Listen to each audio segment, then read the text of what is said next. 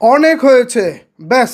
শাকিব খানকে এর থেকে নিচে কোনোভাবেই আর নামা যাবে না। তিনি তার একটা লেভেল, তার একটা স্ট্যান্ডার্ড তিনি সেট করে নিয়েছেন। অবশ্যই এই জায়গাতেই তার অবস্থান করা উচিত। এর থেকে নিচে নেমে কিংবা কারোর সাথে কোনো সম্পর্কের খাতিরে, আবদারের খাতিরে অবশ্যই এর থেকে কোনোভাবেই নিচে নামা যাবে না। বলছি শাকিব খানের তুফান সিনেমা পরবর্তী কেরিয়ারের কথা।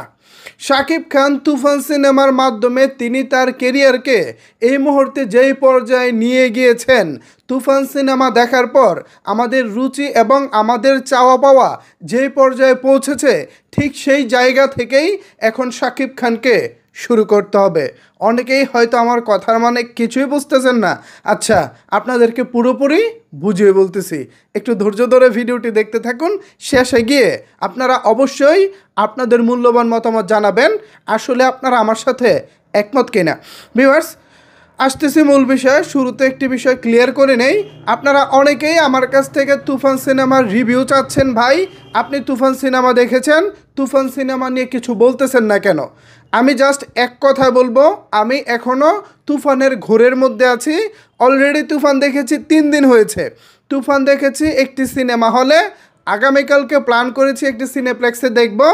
এরপর যদি মনে চায় তুফানের রিভিউ দিব। আমি এখনও তুফানের ঘুরে আছি ভাই। তুফান নিয়ে কোনো প্রকার কোনো মন্তব্য করে আমার ভিতর থেকে তুফানটাকে সরাতে চাচ্ছি না। আমি যখন তুফান নিয়ে গল্প করব, তুফান নিয়ে কথা বলবো, তারপর যেটা হবে আমার ভিতরে তুফানটা বেরিয়ে যাবে। আমি চাই না ভাই এত দ্রুত আমার ভিতরে লালন করা, ভিতরে আটকে থাকা তুফানটা বেরিয়ে যাক। সো আমার রিভিউ আসতেও পারে, না আসতে পারে, এটা নিয়ে ভাই আপনারা রাগ করবেন না প্লিজ। এবার আসেন মূল আলোচনাটা করি। তুফান যারা একে দেখেছেন, প্রবাসী সাকিবিয়ানদের তো আসলে কিছু করার নাই। আপনারা জাস্ট আমাদের ভিডিও দেখেন, আমাদের কথাগুলো শুনেই আপনাদেরকে শান্ত থাকতে হয়। এছাড়া আর আপনাদের কী বা করার আছে? তো যাই হোক, আপনাদের বিষয়টা আলাদা রাখলাম। বাট আমাদের বাংলাদেশের যারা সাকিবিয়ান আছেন, যারা ইতিমধ্যে শাকিব খানের তুফান দেখার সুযোগ পেয়েছেন, আপনারা নিশ্চয়ই জানেন তুফান কত বড় স্কেলের একটি সিনেমা। এখন এত বড় স্কেলের সিনেমা দেখার পর শাকিব খান যদি এর পরবর্তীতে এর চাইতে অর্ধেক স্কেলের কোনো সিনেমা করে, তখন কিন্তু ওই সিনেমা আমাদের চোখেই লাগবে না। বাস্তবতা হচ্ছে এইটা। ধরেন আপনি গত 6 মাস ধরে 5 স্টার হোটেলে ঘুমাচ্ছেন, হঠাৎ করে যখন আপনাকে একেবারে নর্মাল কোনো হোটেলে রাখা হবে, তখন আপনার মনে হবে আরে কিরে ভাই, এটা কই রাখলি আমাকে, আমার তো এখানে ভালো লাগতেছে না। তো শাকিব খানের এই সিনেমাটাকে ধরেন 5 স্টার, আর নর্মাল আর একটা হোটেলকে ধরেন 1 স্টার বা তার থেকেও নিচে যে হোটেলগুলো আছে সেরকম। এবার বোঝেন, যেই 5 স্টার হোটেলের খাবার দাবার খেয়ে ঘুমিয়ে আপনি নিজেকে আরাম এসে একটা অন্য লেভেলে মানিয়ে নিয়েছেন, ঠিক সেই জায়গা থেকে একেবারে নর্মাল একটি হোটেলে আপনি মানিয়ে নিতে পারবেন না। সো শাকিব খানের তুফানটা হয়ে গেছে ঠিক এই লেভেলে, একেবারে 5 স্টার মানের সিনেমা হয়ে গেছে। এখন ওই তার থেকে কোনো নিচে আমরা মানতে পারবো না। অল্প বলেন বেশি বলেন, কোনো পর্যায়ে নিচে আমরা মানতে পারবো না। এটা শাকিব খানেরও করা উচিত না। এখন থেকে তিনি যখন কাজ করবেন, অবশ্যই তাকে সেই স্ট্যান্ডার্ডটা বজায় রেখেই কাজ করতে হবে। যারা টেকনিশিয়ান হিসেবে ছিলেন, যারা ক্যামেরা পার্সন হিসেবে ছিলেন, সবাইকে নিয়ে এখন ওই রেঞ্জেই তাকে কাজ করতে হবে। তিনি যেই রেঞ্জটা এখন সেট করেছেন, সেই রেঞ্জেই তাকে কাজ করতে হবে। এটা হচ্ছে আমার মতামত। এখন যারা তুফান দেখেছেন তারা নিশ্চয়ই জানেন যে না ভাই, আসলেই তো আমরা তুফানের মতো ছবি পাইলে ভাই, আমরা তো আমি নেতা হব দেখব না। আমরা তুফানের মতো ছবি পাইলে তো ভাই চিটাগাঙ্গা পোয়া নোয়াখাইলা মায়ে দেখব না। তুফানের মতো ছবি পাইলে তো ভাই গোলুই কিংবা বিদ্রোহীর মতো ছবি দেখব না। যদিও সেই সব ছবি শাকিব খানেরই, ওগুলোকেও আসলে ছোটো করে দেখার সুযোগ নাই। কিন্তু যারা তুফান দেখবেন তারা আলটিমেটলি ওগুলোকে সরিয়েই রাখবেন। কারণ তুফানের যে স্ট্যান্ডার্ড, তুফানের যে ওজন, এই ওজনের সাথে শাকিব খানের অতীতের সিনেমার ওজনটা সত্যিকার অর্থেই পিছে পড়ে যায়। বাস্তবতা এটাই। তবে ওগুলোও শাকিব খানের সিনেমা, ওগুলো আমাদের ভালো লাগার সিনেমা, এ নিয়ে কোনো ডাউট নাই। বাট আপনি যখন ওজন করতে যাবেন নিশ্চয়ই 500 কেজি ওজনটা বেশি হবে 50 কেজির তুলনায়। এক পাল্লায় যদি রাখেন 50 কেজি, আর এক পাল্লায় যদি রাখেন 500 কেজি, তাহলে নিশ্চয়ই 500 কেজির ওজনটা বেশি হবে। তো সেরকমই হয়েছে। এবারের তুফানের ওজনটা হয়ে গেছে 500 কেজি। আর বাকি যে রিসেন্ট টাইমে সাকিব ভাই করেছেন সেগুলোর ওজন ছিল মাত্র 50 কেজি। এর মধ্যে হয়তো বা রাজকুমারের ওজনটা ভালো ছিল, এটা ধরেন 200 কেজি, এটা ধরেন 200 কেজি, বাকিগুলো 50 কেজি হলেও রাজকুমার ধরেন 200 কেজি। যদিও অনেকের ভালো লেগেছে, অনেকের লাগেনি, সেটা ডিফারেন্ট থিং, বাট সিনেমার কোয়ালিটি, সিনেমার লোকেশন, সিনেমার সব কিছু এভরিথিং মিলিয়ে রাজকুমারও বেশ স্ট্যান্ডার্ড মানের একটা সিনেমা ছিল।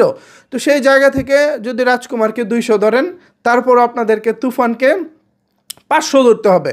সো সেই জায়গা থেকে অবশ্যই সাকিব ভাইয়ের এখন উচিত তার স্ট্যান্ডার্ডটাকে বজায় রেখে কাজ করা উচিত। এই কথা যে শুধু আমার তা না, হল থেকে যারা বেরোচ্ছেন, স্পেশালি স্টার সিনেপ্লেক্স থেকে যেসব দর্শক বেরোচ্ছেন, তারা প্রায় বলতেছেন যে সাকিব খান এখন একটা স্ট্যান্ডার্ড সেট করে নিয়েছেন, এই স্ট্যান্ডার্ডে তাকে কাজ করা উচিত। এখন আমরাও তো চাই আসলে এই স্ট্যান্ডার্ডে কাজ করা হোক, কিন্তু এখানে মেন প্রবলেম যেটা, সেটা হলো মেকারের সমস্যা, পরিচালকের সমস্যা। আমাদের এখানে সবচেয়ে বড় সমস্যা হলো পরিচালকের। এই যে রায়হান রাফি যে তুফানের মতো সিনেমাকে হ্যান্ডেল করতে পারছেন, এটা তার মেধার পরিচয় বহন করে। কিন্তু এক রাফি তো আর সারা বছর শাকিব খানের সঙ্গে কাজ করতে পারবো না, বা এক রাফি যদি সারা বছর শাকিব খানকে নিয়ে কাজ করে, তাহলে অন্য হিরোরা সুযোগ পাবে না। অন্য হিরোদেরও তো উঠে আসা উচিত ইন্ডাস্ট্রির স্বার্থে। আমরা যারা সাকিবিয়ান আছে, সাকিব খানকে নিয়ে আমরা থাকলাম, কিন্তু ইন্ডাস্ট্রির স্বার্থে তো আরও দু একজনের উঠে আসা উচিত। আবার সবসময় যে সাকিব খানকে নিয়ে এত বড় বড় কাজ রাফি ভাই করতে পারবেন, তাকেও তো গল্প ভাবতে হবে। বড় বড় কাজ করতে গেলে কিন্তু ভাই নেমে পড়লাম আর হয়ে গেল এরকম না। এই যে আমরা তুফান হলে দেখেছি হয়তো 2 ঘন্টা 25 মিনিট, কিন্তু এই সিনেমা নিয়ে কিন্তু রাফি ভাই কাজ করেছেন বিগত 2 বছর। 2 বছর কিন্তু কম সময় না। তো এই তো ব্যাপারটা। তো এরকম যদি রাফি ভাইয়ের মতো যদি আরও 10টা মেকার থাকতো, ধরেন সাকিব ভাই এখন তুফান শুটিং করে বেরিয়ে আরেকটা সিনেমা শুটিংয়ে নেমে পড়েছেন অন্য আরেক মেধাবী পরিচালকের, আবার ওই কাজটা শেষ করে আরও একটি কাজে নেমে পড়েছেন। এভাবে যখন একাধিক মেধাবী নির্মাতারা থাকবেন, তখন সাকিব ভাই ঘুরে ঘুরে বিভিন্ন নির্মাতাদের সাথে কাজ করতে পারবেন। পাশাপাশি আমরা কাজের বৈচিত্র্যতা পাবো, কাজের ভেরিয়েশন পাবো।